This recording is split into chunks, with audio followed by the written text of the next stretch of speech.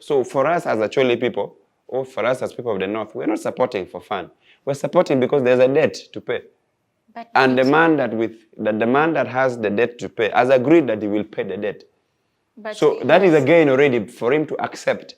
Remember, the president went there with the first lady and the daughter, Patience, to have a prayer in Gulu, and they acknowledged the mistakes that were done, and they asked for forgiveness. That is a good process, a good step in the right direction. So we think there is a very strong call for us to protect the NRM government as it is, because we think now the NRM government is understanding the people of Acholi.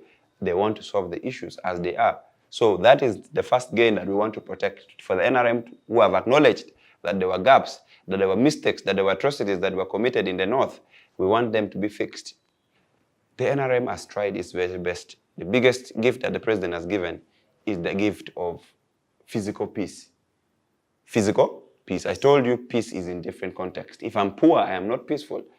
If I'm poor at the moment, I'm not peaceful. If I can't have my kids go to proper schools, I'm not peaceful. I will be mentally stressed, emotionally drained. So that is not peace. We need peace at a broad-based level. So that is now, I think, the angle that the president... But of course, you need to appreciate people for what they've done. The president has brought in peace. Now we don't run anyhow. Those days, 4 p.m., you're already going to find where to sleep. Some of us who grew through the war, we saw it. We stayed in the IDP camps in Pajimo, in Akwang. We know what war means. So we think the president has done his best with the UPDF, with the different security forces, to make sure that we have relative peace in the country. So we think that is the angle that Acholi people look at it, and the big debt that the president has accepted to pay. Now the president has said for the cattle compensation, he will give cattle to every household, five cows. What happens if he doesn't? We are taking him by his word, and we think that the president at his age cannot lie.